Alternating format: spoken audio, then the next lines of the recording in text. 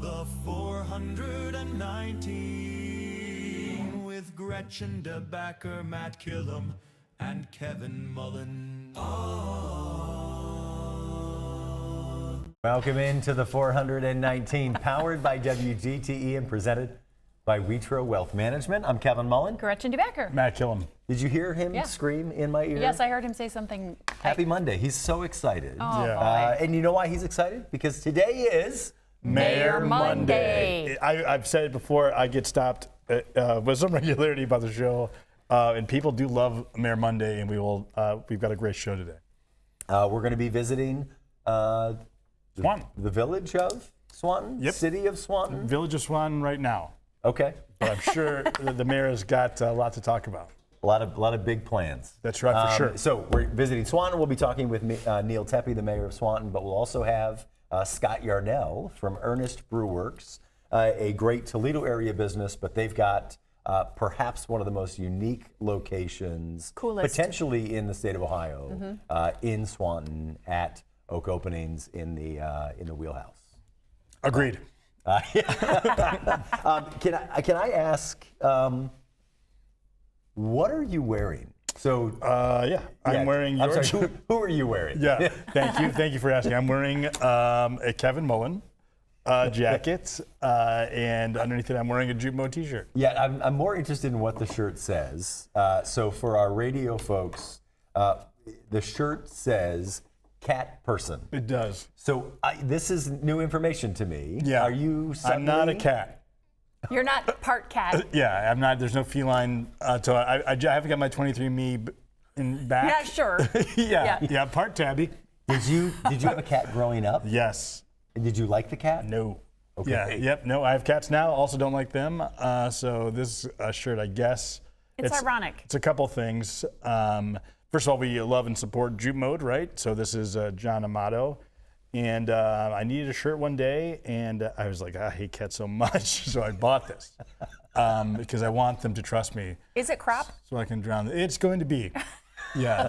For those who don't know, there's a long-running joke on the show. The Jupe Mode is partnered with WGTE for their I'm a Public Media Nerd or Public Radio Nerd shirt. John was gracious enough to gift it to everyone, and he gave me a crop top. Yeah. So if you need your screen printing done, don't go to Jupe Mode. I also want to say that at our live event last week, John made me a loaf of sourdough bread. Mm-hmm. Delightful. Mm-hmm. Very delightful. I'm glad you brought that up. Thanks again to John, because you didn't give it to Matt or Kevin. That's right. I would not know if it was delightful or not because I didn't share it. But we do know that cats are not delightful. No, they're not. I will agree with that. We have a cat. You do? What's his name? See, these never. We talked about the cat. The cat's name is officially Eliza, but unofficially. Remember, we have some FCC regulations. BK. Okay. And what's that stand for? Yeah, you got to check out the original podcast to hear the actual name. And I won't. Yeah, you're not going to get. No, you shouldn't. All right, we are going to take a break. When we come back, we're going to ask the mayor the hard-hitting question about how he feels about cats. That's the great thing. Yep. Talk to me about the cat problem in Swanton. Yep. All right, we're going to talk about cats and all kinds of great things happening in the Swanton area with Mayor Neil Toeppe. And of course, then we'll bring on Scott Yarnell from Earnest Brew to highlight some of the great new things coming this summer to the wheelhouse. And it's Cats. And the musical. The musical Cats will be performed live at Oak Openings. With Idris Elba. I don't think that's true. We'll find out on the other side of the break here on the 419. Support for the 419 comes from Witro Wealth Management, where we understand that your financial path is personal. Advisory services are offered through Capital Investment Advisory Services, LLC. Securities offered through Capital Investment Group, Inc. Member FINRA and SIPC. More information at WitroAdvisors.com. The 419, powered by WGTE, is made possible in part by supporters like you. Thank you. WGTE Public Media's Educational Services Department provides outstanding programs, services, and resources to enhance learning outcomes for students, educators, and learners of all ages. WGTE's Educational Services Department teaches parents, caregivers, and educators how to utilize educational media, children's literature, and engaging activities to help prepare young children for a happy, healthy, and bright future. From PBS Kids programming specifically designed to support the development and creativity of young children to individualized lesson plans, standards-aligned curriculum, professional development classes, community events, and family fun movie nights right here at WGTE. Our Educational Services Department shares the tools you need for you and your little ones to feel like you belong. WGTE Public Media, where you belong.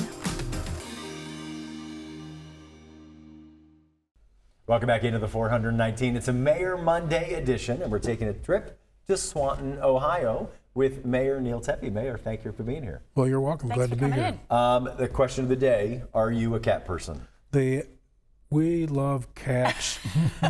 We love cats to be taken care of. Yes. We don't like them making messes in other people's yards. So I made a joke about the cat problem in Swanton, to which you said you've heard about it, and I hadn't. I was just purely joking. But you guys have actually taken some steps as a local government to address feral cats in Swanton. This is a real thing.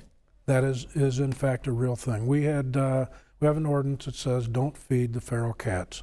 There was a rather strong uproar from a number of folks in the community, as well as concerns expressed to us from as far away as Dublin, Ireland, Oh my gosh. expressing concerns about how we treat feral cats. I mean, we'll dive in. I mean, we talk about kind of the role of the mayor, Yep. but like in your time as mayor, I mean, what has been the most like really kind of moment of mayor like this is what we're spending our energy complaining about? Well, before the cats, we had to worry about chickens. Sure. So Maybe you just let them duke it out themselves. yeah. Pay-per-view. Yeah, cats So and chickens. we have the great cat debate. Now we had the great chicken debate. Sure. So those are interesting concerns for people to have compared to issues that people are dealing with in the major cities, New York, Chicago, Los Right. Angeles. Yeah. I'll take those problems. That's a really Take good the way to chicken think dilemma. about. Yeah, that's right. Well, I do want to talk about, we've got you on for two segments. We're going to ask in the second segment more about you personally, but I do want to talk about Swanton. It's a small town, but there's a lot going on there. It will be, my guess is a city soon. Talk to me about the momentum of your great village.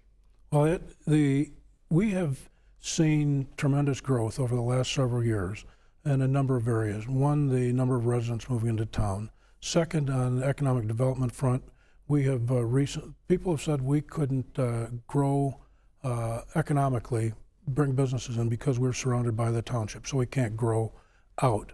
But over the last few years, we've had some folks with getting out of the farming business that have come to the village and said, we would like to annex into the village so that we can develop this land, this property industrially. So we have, in the last year, have been approached by one large family that has annexed in just under 200 acres of land into the village, which increases the land mass of the village by 10%.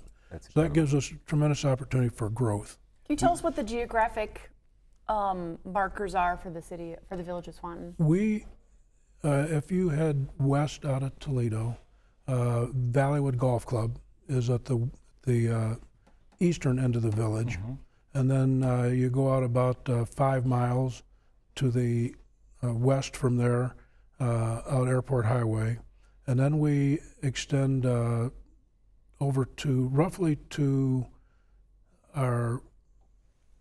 the Metro Parks, Oak Openings Preserve. What a dump. Yeah, we have problems with those folks. Yeah, So sure. we just met with the Metro Parks last Thursday. Yes, sir. To talk about an economic development opportunity. So they were very, very welcoming to that idea. And then to the east, or to the north, roughly Central Avenue. Okay. So we use the term, town, village, city, regularly on our Mayor Monday episodes as we're talking about different communities around Northwest Ohio. But can I ask, what is the difference between town, village, city? I know that the village is less than 5,000 people. So we are less than 5,000 people. We are incorporated, so we're a municipality. Then you have townships that that do not have, are not regulated the same way villages and cities are. So cities are greater than 5,000 people. Typically, townships, interestingly, overlap into the villages. So people within a village typically are also residents of a township. So it's like the city-county sort of relationship in the village-township relationship? Yes. Okay. So speaking of the residents, I think one of, and this isn't by any means to sound condescending, one of the charming backbones of a village is local businesses. I won't call them small because since they are the backbone, there's nothing small about the economics of that. Talking about Swanton sort of local businesses and the people that own them.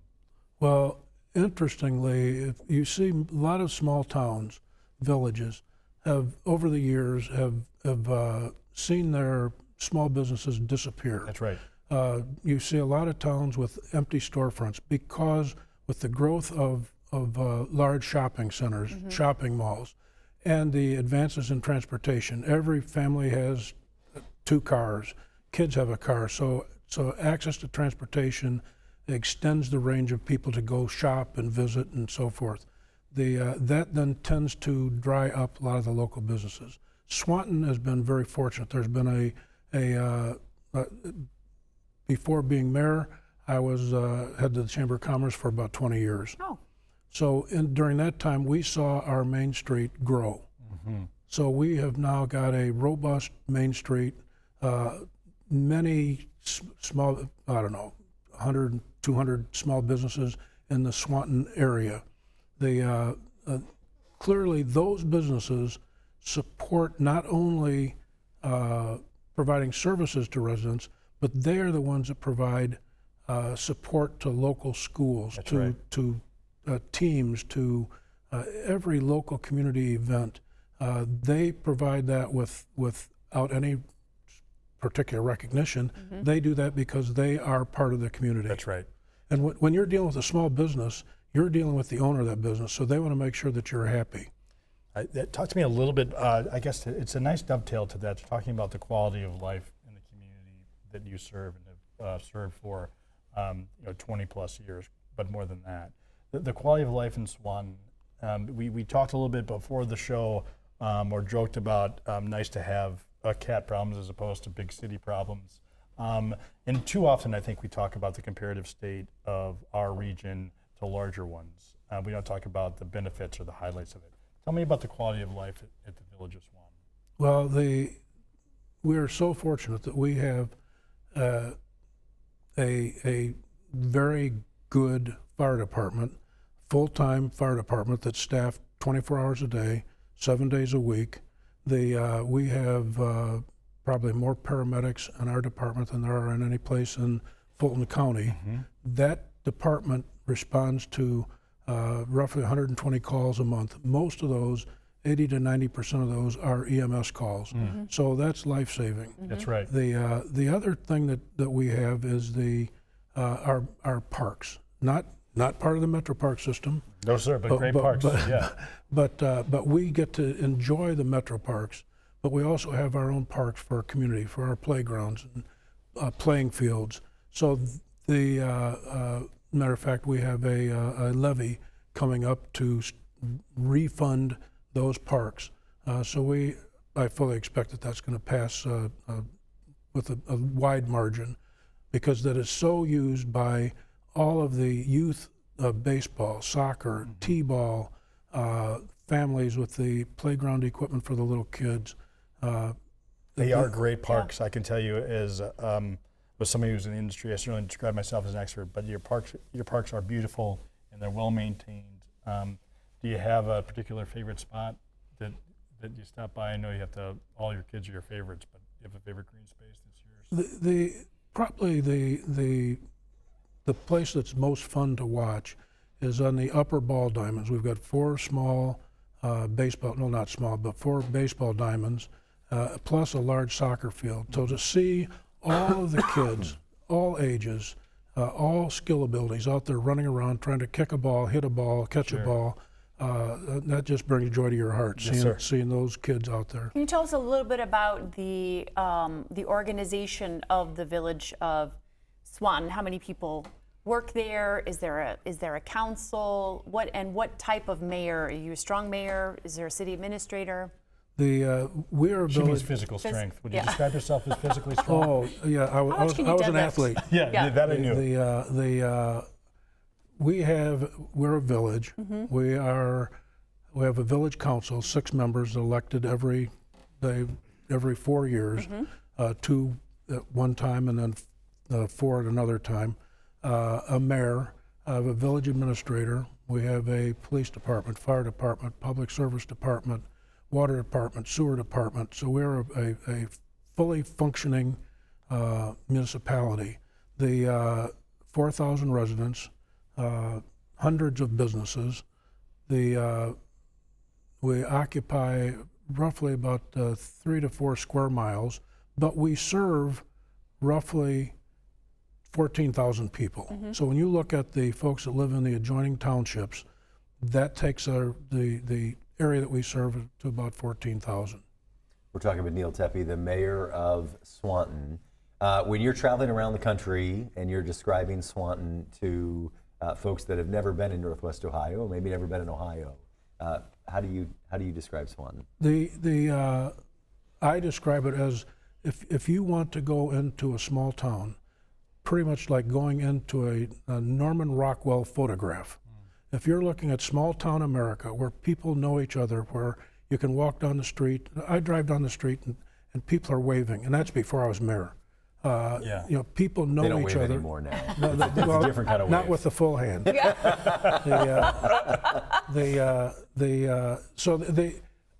I will tell you, when my sister and brother-in-law stopped by years ago to visit from Boston, and I was able to take my little nephew over to the fire department where he could climb up in a fire truck.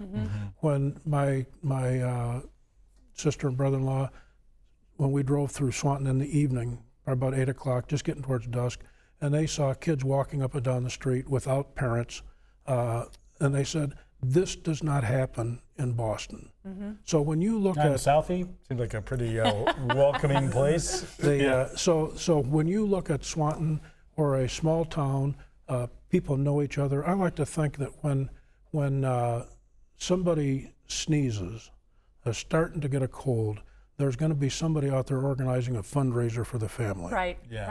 So, Tell us a little bit about your path to becoming mayor. You said that you used to work for the Chamber of Commerce.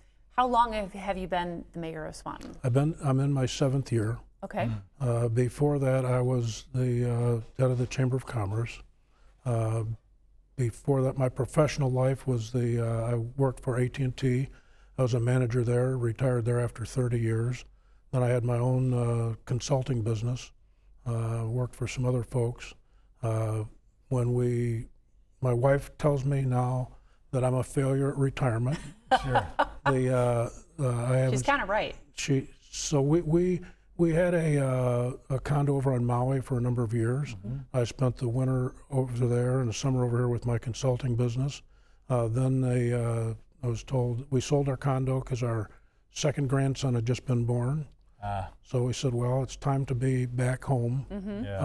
At that time, was golfing with the local pastor and his wife and a chamber golf outing, and they said, you're not doing anything right now, and the chamber is going to be looking for an executive director.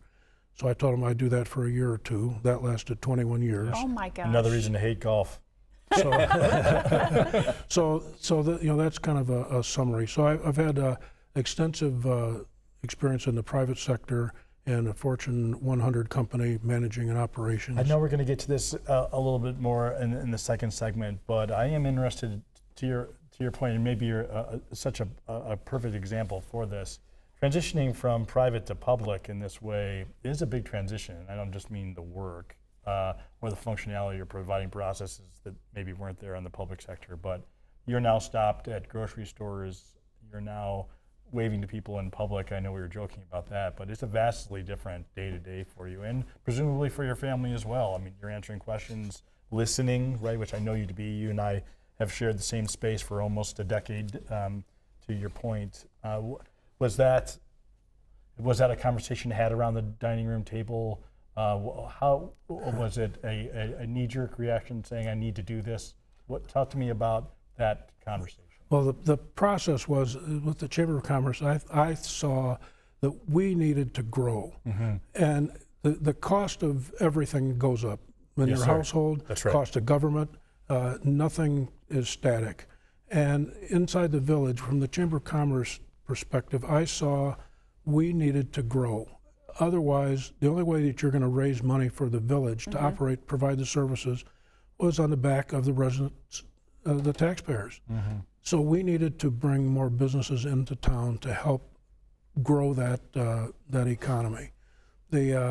I didn't see it moving fast enough, so I thought, well, I had thoughts on economic development. I thought that it needed to be a priority. So over the years, my wife has told me, don't get involved in politics. Don't get on village council. Don't.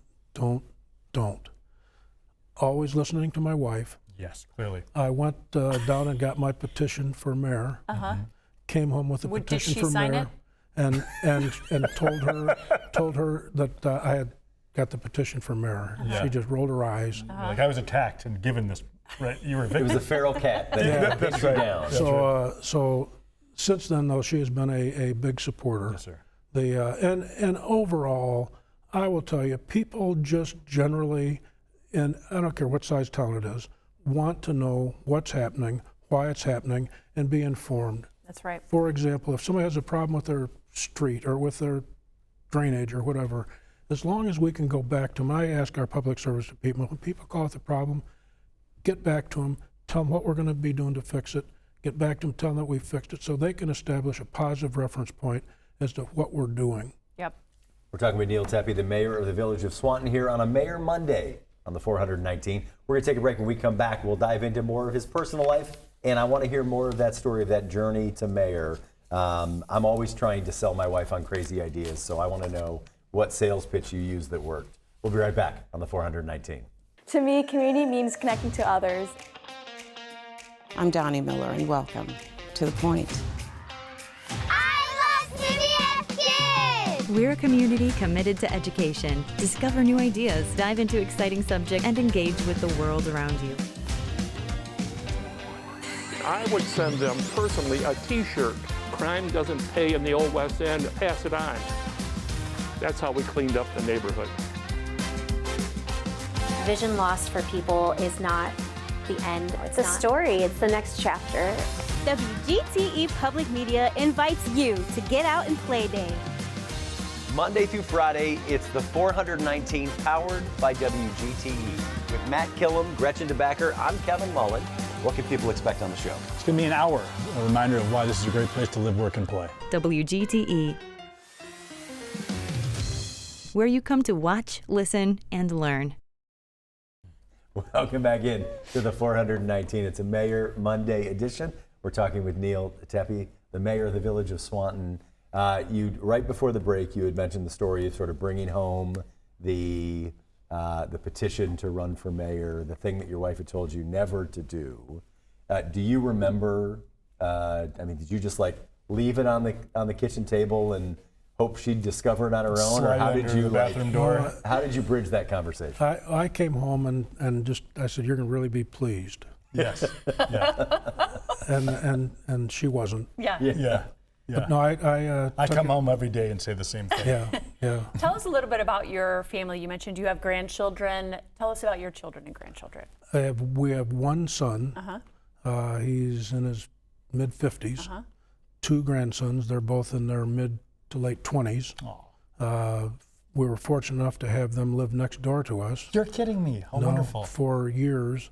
So the grandsons used to help us garden, plant flowers in the middle of the yard or wherever they thought was a nice place to plant them. The grandsons would help me mow the lawn on the garden tractor. So the one grandson, the older one, he nice straight lines like I like. Yes. The other one was a little more creative. Sure. He liked to do it in S's and W's and. Sure. And you let them both do what they want. They can do what they want. That sounds like a grandparent to me. Where are you from originally? I'm from Toledo. Grew up in Toledo. Went to parochial schools, Blessed Sacrament Grade School, Central Catholic High School. That's where I went. To Central? So, yes, sir. Yep. Well, I was a member of the class of '63, the first State of Ohio football championship team. There you go. From Central. You guys just missed each other. That's right. Yes. So, how did you land in Swanton?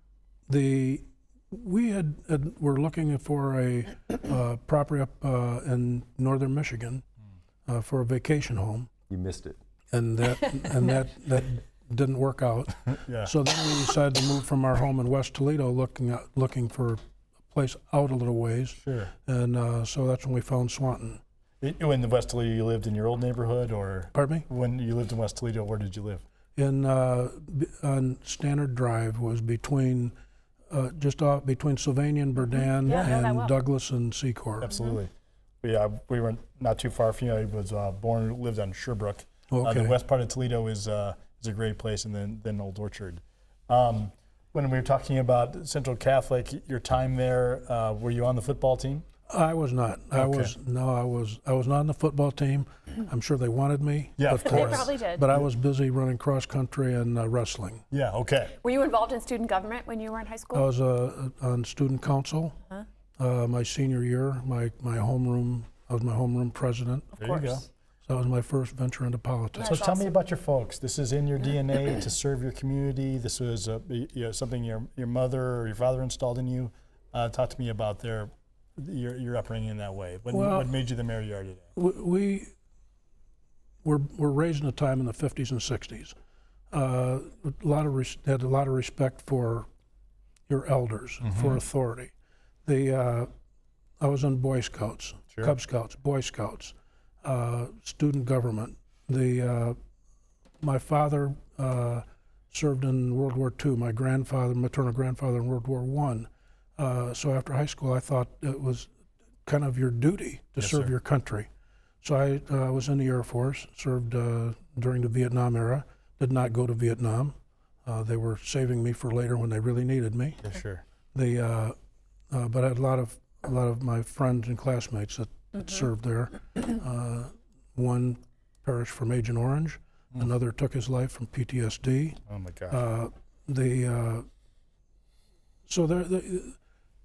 Serving others, I think, is important. There has to be things greater than yourself. Yes, sir. That you need to be part of and contribute to. And I'll go back to Swanton local businesses. Please. These folks do things for the community, not because they have to, but because it's the right thing to do. So to serve others is important. Let's talk a little bit about the And business. why is that the theme of AT&T's customer service after you left? What happened to those people? That divestiture, the government got involved. That's right. Yeah, there you go. Yeah, sure. Let's talk a little bit about your economic, your future plans for the village. For those of you who Swanton. cannot hear, my two host colleagues Yes, I'm so sorry. are sponsored by seasonal allergies. Kevin has allergies and I choked on something. I'm not exactly sure. So we apologize it's to the listener. that time of year when the It is. weather can't figure out what it is. Yeah. And it's like A victim. I love that the sun has come out. I love that it's blue skies and things are blooming, but those things that are blooming Yes. don't love me back. Your question, Gretchen. Let's talk about forward thinking. That's right, tomorrow. In the village of Swanton. You're very proud of your economic development record. What are some things that you're continuing to do or that you hope to do as you serve out this term? Well, one of the things that we had to do to begin with was try to understand what is economic development and what don't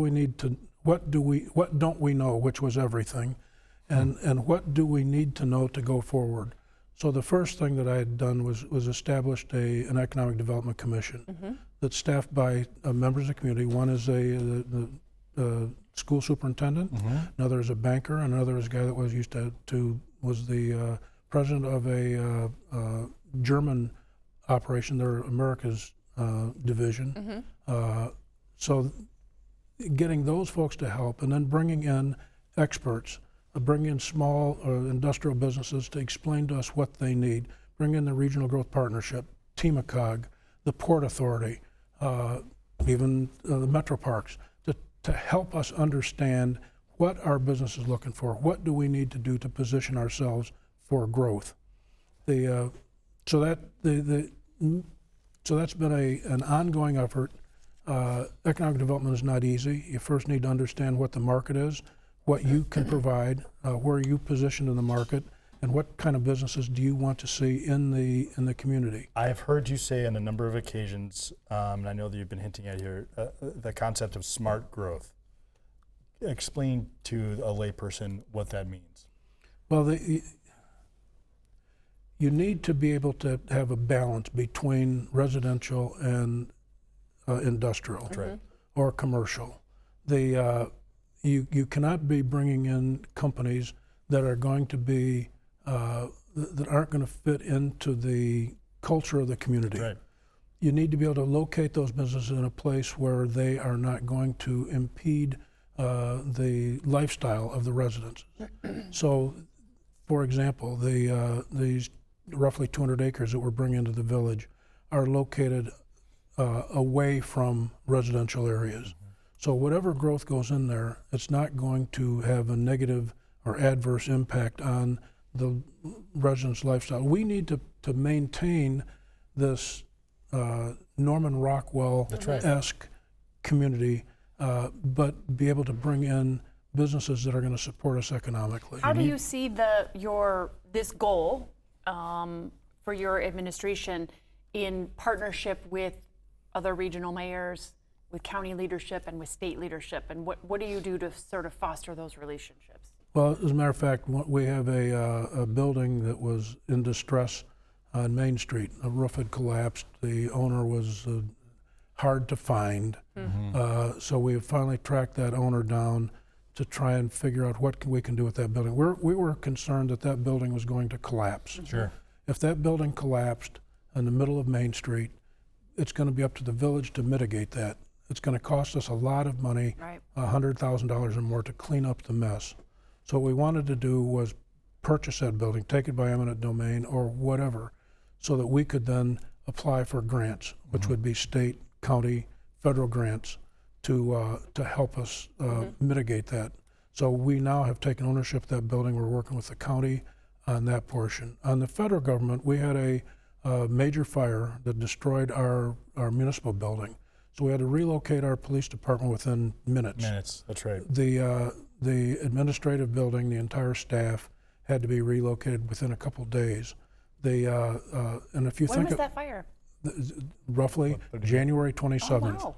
So that fire occurred, and now we have to how do you deal with that? Right. I got a call from Senator Marino's office saying, how can they help? So when we look at help from our state, local, county, federal partners, they are there generally for us. So if we take possession of this building, which we have, it's now in our name, now we can apply for grants to mitigate those problems. We're talking with Neil Toeppe, the mayor of Swanton. We're going to dive into a fun segment here in a minute, but I'm curious, you're in year 7 of serving as the mayor. What's your plans, goals for the remainder of this term, and are you planning on going after another one? Well, the remainder of this term, first we got to deal with the cats. Yes. That's right. Second is and we're hearing now from we heard from folks from a cat support group in Bethesda, Maryland, that sent us a bunch of stuff that thanked us for the effort that we're doing.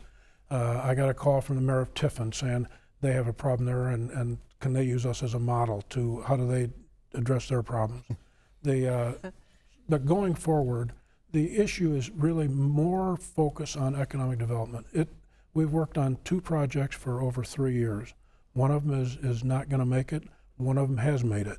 So economic development is a slow growth process and a deliberate process. We did initially, or just now, finally approve a CRA, community reinvestment area, so that we can support future growth.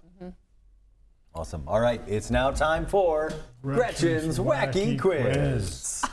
You're so excited about it, Matt. Quiz. All right, I am going to ask you 4 rapid-fire questions. Gretchen's going to ask you to describe Swanton in 1 word, and then you and Matt are going to work together to list the 9 best things in or about Swanton. Okay. I think the mayor's a Vietnam veteran. He is not afraid of this. That's right. shape or form. All right, here we go. Describe yourself in 3 words. Compassionate, caring, and approachable. Love it. Who's the most famous person you've ever met? Oh, John Glenn. I was going to assume you were saying me. That's fine. That's fine. John Glenn's fine. Yeah, he's fine. What's your favorite place? Where's your favorite place to take a nap? Oh man, and my lazy boy with the TV on. Yes, sir. Yes, that sounds good. And last but certainly not least, what's your favorite number? 7. That Lucky was my 7. football jersey number in 8th grade. Okay, right. I love it. Gretchen? What is the For one? the Blessed Sacrament Crusaders? I think that's what they are now, Yeah. yeah. What's I don't the- think that we had a name back then. We just They were the victorious. sevens. That's what they called us. The winners. That's right. full of BS. Yes, yeah, sure. What's the one word you would use to describe the village of Swanton? Friendly. Agreed. All right, sir. You and I for your 9 favorite things about Swanton or the region. Fire away. Oh, the villages, parks, Villages, parks. villages Absolutely. library, where I also was the president of the 100%. library board. The school system. Schools, What's the mascot of Swanton? The Bulldog. Crusaders. The Bulldog. Yeah. Favorite things. Where's your favorite place to eat? Favorite place to eat? Wow. There are so many That's favorite okay. places to eat in Swanton. Give me 3. Probably a Dietz Diner. Yes. Mail Pouch. Of course. Best tater tots in the state. And Coe's. All right. We got 2 left. What's your wife's name? Eileen. Eileen. And what's your son's name? Joe. Did I get them both right? You got Yes, them sir. both right. That's the list. Great job. Nailed it. Neil, thank you so much. If you could wave a magic wand and make anything happen for the village of Swanton, what would you use that wish for? What would you use that power for? Wow. Growth. Done. All right. Thank you so So nice much. to meet you. Thank you. Thank you. Real quick, we got a minute. If somebody's going to spend a day in Swanton, right? I'm coming in from out of town. I'm going to spend the day in Swanton. What are the things that I must do while I'm there? Well, Where am I eating? Where am I playing? You can, you'd start the day on a weekend at the parks watching the kids play ball. Yep. Go to one of the restaurants for lunch, and then stop by Benfield Wines Winery on Main Street for some Libations. food and entertainment. Yes. Done. I mean, Sounds like a good day. Wine is grapes, or it's Yeah. made from grapes. Yeah. It's right. basically a fruit salad. That's right. That's Kevin's science portion of the show. That's right. That's what I do. Neil, thank you so much for joining Thanks us. for being here. Thanks We're for going to take a break. When we come back, we'll be joined by Scott Yarnell with Earnest Brewworks, talking about, amongst other things, the brewery that they've got, the bar they've got out at Oak Openings Metro Park, the Wheelhouse. We'll be right back on the 419. Support for the 419 comes from Witro Wealth Management, where we understand that your financial path is personal. Advisory services are offered through Capital Investment Advisory Services, LLC. Securities offered through Capital Investment Group, Inc. Member FINRA and SIPC. More information at witroadvisors.com. Destination Toledo. Whether you're a local or a visitor, Destination Toledo invites you to explore the region and be a tourist in Toledo. Find events, dining, and things to do at visittoledo.org. WorkSpring. HR issues and employee well-being go hand in hand. WorkSpring supports employers through compliance, training, and wellness because healthy workplaces don't happen by accidents. Learn more at workspring.org. Toledo Refining Company, a subsidiary of PDF Energy. Toledo Refining Company is a supplier of fuels that keep our region moving. Located in Oregon, Ohio, the refinery processes crude oil into gasoline, diesel, jet fuel, and other petroleum products. And Tarda, celebrating its 55th year of connecting Northwest Ohioans to their community. More information at tarda.com. Welcome back into the 419, powered by WGTE. We're spending the day in Swanton, and if you're going to do that, a good place to stop by would be Oak Openings Metro Park. And you might want to grab a beer at Earnest Brewworks at the Wheelhouse. We're joined now by the owner of Earnest Brewworks, Scott Yarnell. Scott, thanks for being here. Yeah, thanks for inviting me. I dressed up for this. You really did. Yes. If you, how would you describe, or what is Earnest Brewworks? Earnest Brewworks is a locally owned brewery. I own it. We make a lot of creative beers. We've been around, this is our 10th year. I was going to ask. Yes. Yeah. We started 2 miles down the road where Bern and Detroit come together. Then we opened up downtown, then Westgate. It was just across from Cricket West over there. And then the greatest one we just opened was last year in the end of July is at the Metro Parks. It's known as the Wheelhouse because they have active mountain bike trails. People come from all around to ride those mountain bike trails. It's pretty incredible. I'll pull in the parking lot and I think, boy, we're really doing some good business today. Because there's a lot of cars there, and I'll go inside and there's like nobody hardly there because they're all on the trails. But you're also sort of at the head or the top of where the Treehouse Village is, right? Yes, yeah. So it's a nice place for people that are enjoying either one of those amenities at the Metro Park. Yeah, the Treehouse Village is really interesting there. I think there's 5 actual tree houses you can rent. Then they have these platforms where you can put a tent and a hammock and stuff. But I think we get almost 100% of the people that go to the tree houses end up in the Wheelhouse. We have coffee service, we have lemonade, we also have beer. But I guess you check in, you're required to bring your own linens, you make your bed, and then you're like, well, I guess we got 12 hours to kill. But so let's go get a coffee. Yeah, and if they didn't bring their mountain bikes, you can walk the trails. There's the Swanton Water Reservoirs right there, and there's a nice trail. It's a 2-mile trail to walk, and I often do that if I'm not riding my bike out there. What made you want to have another location? You already have 3. You What made you want to have the first location? Yeah, that's I mean, good. what started the origin story of Earnest? That had to do with the governor. Governor Kasich at the time signed a set of regulations and that made it so much easier to open a brewery. This was back in 2013. They pretty much follow the regulations they have in Michigan. Michigan's got a way better beer culture than Ohio. At the time, Ohio had about 80 breweries, and we have over 400 now. And it had to all do with making it easier to open a brewery. Me and my business partner, Keith Snyder, at the time, we had full-time jobs. We're, I guess, relatively happy working our jobs. But what did you do before this? I dabbled in X-ray repair for ProMedica. Gotcha. Yeah. Nothing like what I'm doing now. Yeah, no kidding. Right. Yeah. My business partner at the time, I since bought him out last year, but he was a patent attorney. So this was a big departure. We both quit our jobs right away and just dove right in. Were you a home brewer before this? Yeah. I started back in the early 90s, so like 30 years ago. How are you still married to Alex after all of this time and all of your home brewing nonsense? Well, she did drink some beer when we first met, like 20 years ago, but she's getting away from beer now. And basically, she doesn't mind if I'm not home. I'm not home that much. Yeah, sure. Yes. Yeah. Talk to us about building out a menu or kind of selecting varieties. What is the research process behind the variety of beers that somebody would find at Earnest? And what does your liver look like today? It's probably better than it has been. Sure. But no, I know what Kevin's getting at. When I was a home brewer, some of these recipes did carry over. Like Honey Buzz is a homebrew legacy recipe. I had that one for a while. Smokewood is another one. Chipotle smoked robust porter. But Keith and I, neither one of us had like an everyman's beer, a beer on this end of the spectrum. So we brewed Easy. We still have it. It's almost the #1 seller every week. Beer-flavored beer. It doesn't have a lot of hops. It doesn't have anything in it. And more people are going towards lower alcohol. Easy and on the spectrum. Any thoughts? I think that's accurate. They named that beer after me. It's a good beer. Talk to me about.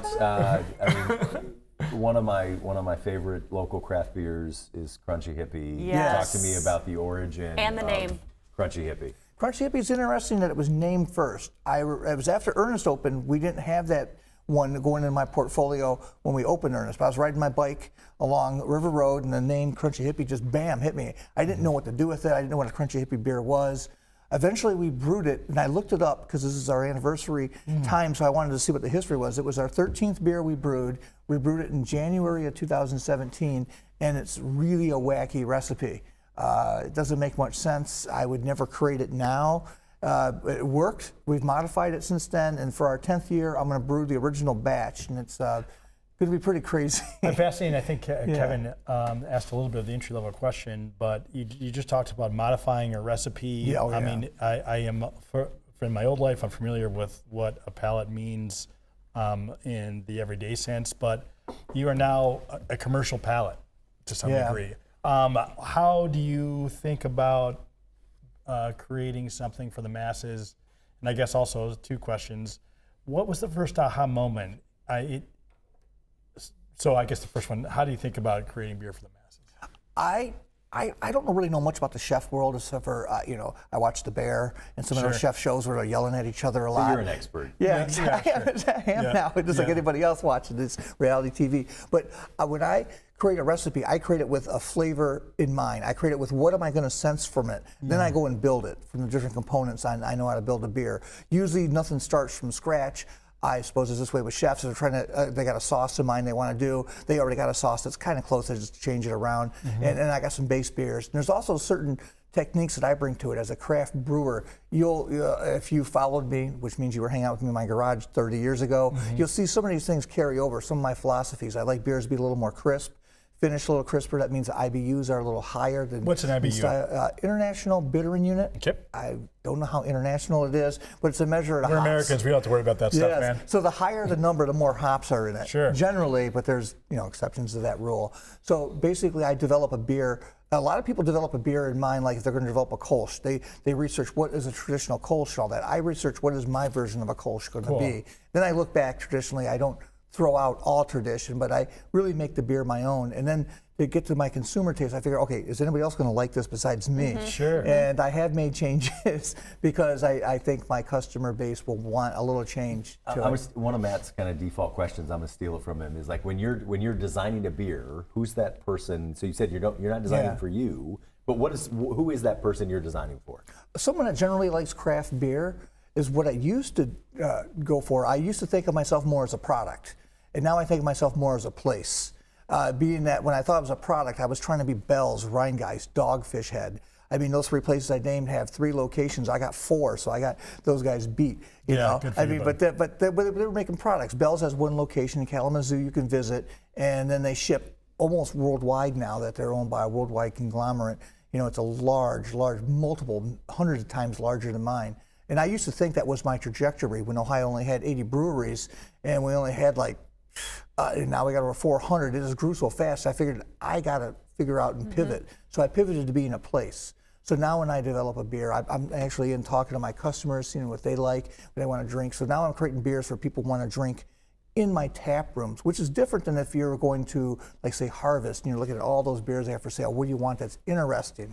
I used to try to brew stuff that you would pick off a shelf that's interesting. So that's Scott and I talked a long time ago about being the first person in Wheelhouse. And at that time, you were focusing. Oh, we did talk. Yeah. I mean, you were my first stop, actually. Yeah. And you were talking about wanting to be on the shelf. Yeah. Right. Both things are great. And I do think having a tap room and being present is more your style, right?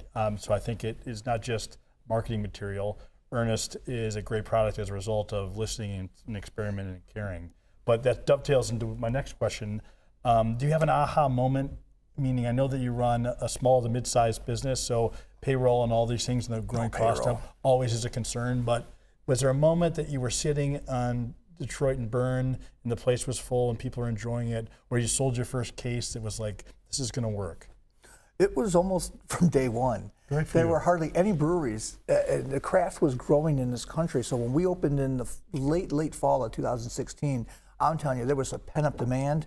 People were coming right away. It was very exciting. It was the aha moment. But it happened while I was washing glasses and serving customers. We didn't quite ramp staff up at that. But no, I do remember even that night thinking, wow, this is working. Because I'm always, even today, I'm still paranoid that when I create an event or something, it's like, no one's going to come. I understand. And then it starts at 5, no one's there, and it's like, oh, this is a loser. And then by 7 o'clock, we're packed. I'm like, okay. The park system, opening even parks, if you can imagine it.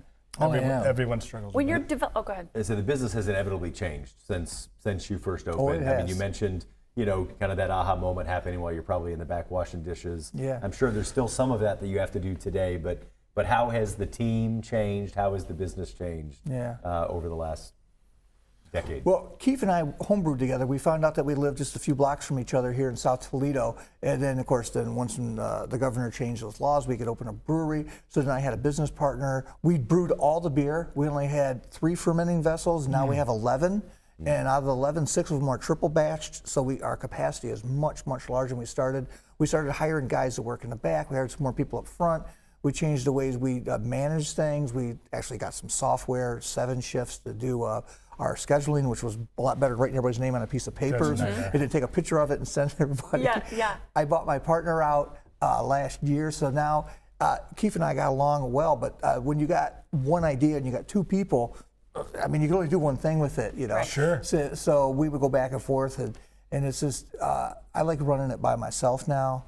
I'm still catching myself saying, we do this and we do that, and I say, well, that's only me. I always like to think that there was a little bit of room if something went wrong. I could like, it wasn't that. That's how I run the show. Yeah, right. Exactly. Tell us a little bit how you got into the retail side of it. So are you canning your own beverages, and you're in retail stores around the region. That had to be an entirely different type of learning process and operation. Yeah, we signed with Heidelberg in 2018, late 2018. So it was after we were in business for a full year and a half.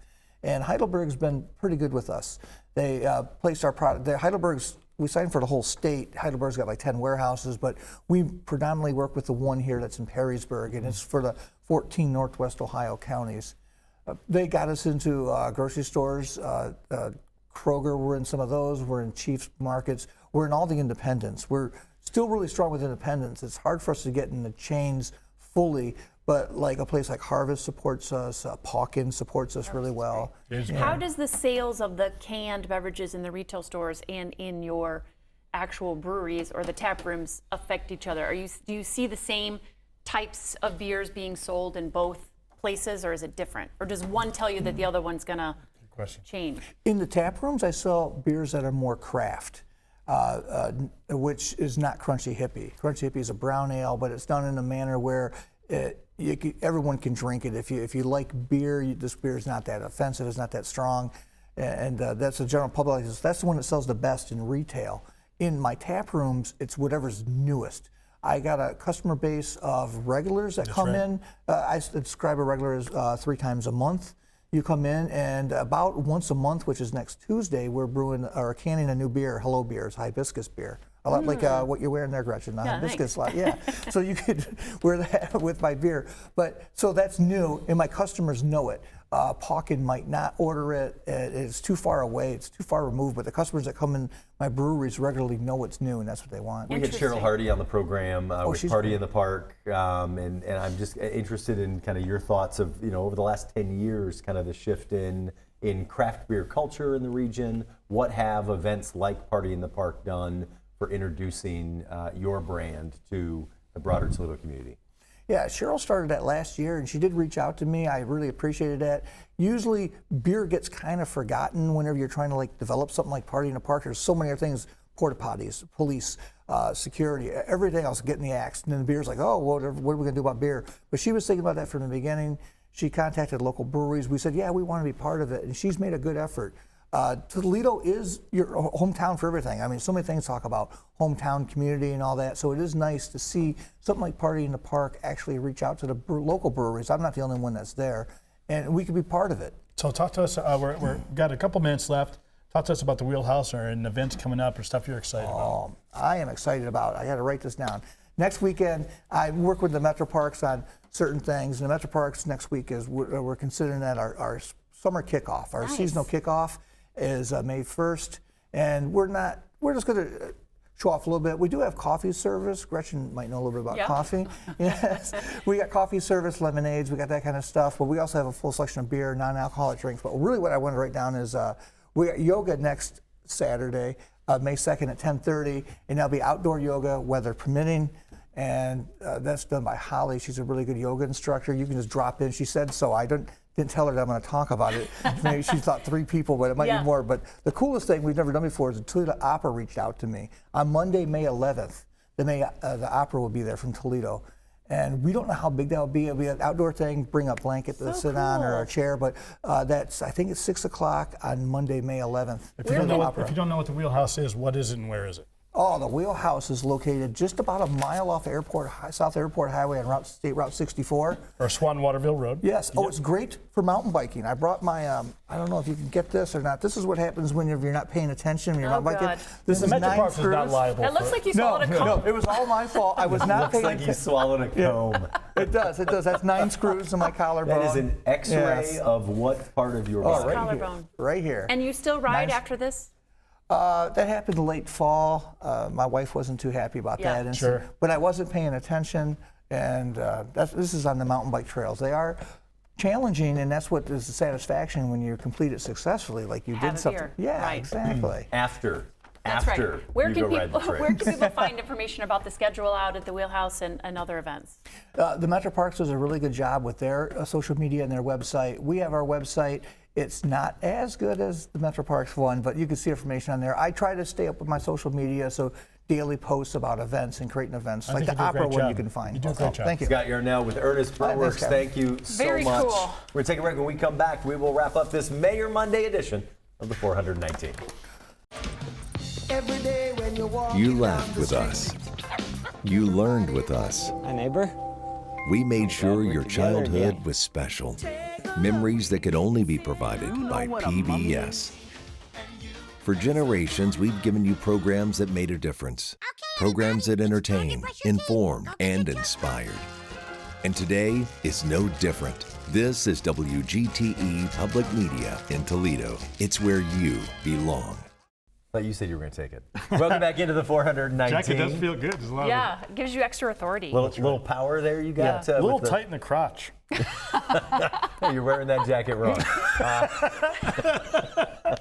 So we wrap up a Mayor Monday edition of the 419. I truly love getting a chance to see a community through the eyes of their mayor. There's somebody who, it's a thankless job. It's a lifetime of service, really. It's truly remarkable. Every day can feel like a lifetime of service, I'm sure. Well, everyone has a similar answer, and obviously you have to be comfortable with it or have an understanding of it to some degree if you're doing it. But that grocery store line, we ask almost every one of them, having a conversation with your partner, coming home to say, I'm thinking about doing this. It does affect them too. I think that when we're finished with the Monday Mayors, we need to have Wednesday Wife of Mayor Day. And so that all of their all of their spouses come family in therapy and be we told him not to do it. We are going to have, I think it's next Monday. Okay. We will have the first husband-wife duo. Yeah. With the mayor of Tiffin. Okay. And his wife is a local business owner who will nice. join us. I saw that on the spreadsheet. We will get a chance to. I did not see that. And of course, so we'll get to that next week. But also, huge thanks to Scott Yarnell. Yes. He's the greatest. The Wheelhouse, a really cool space, and just another unique thing that the Metro Parks have done here in Northwest Ohio. If you missed any part of the show, you can catch all of it 7 a.m. on YouTube, 3 p.m. on FM 91, or 6 p.m. on WGTE Connects channel 30.4. Of course, online at WGTE.org/the419, or download the new and improved WGTE app. If you've got an idea for the show, or maybe a solution for the cats in Swanton, or you want to, you can email the show 419@WGTE.org. Thanks to our guests, Mayor Neil Toeppe and Scott Yarnell, for being on the program, and thanks for you for being here as well. We will see you back tomorrow when we talk. We'll check the notes. We're talking with Penny Meeker, Allison Fiskus, Teresa Federer, and Candace Buckley. A heavy conversation tomorrow. Deja vu. It's the 419, powered by WGTE, presented by Wheatro Wealth Management. The 419, powered by WGTE, is made possible in part by supporters like you. Thank you.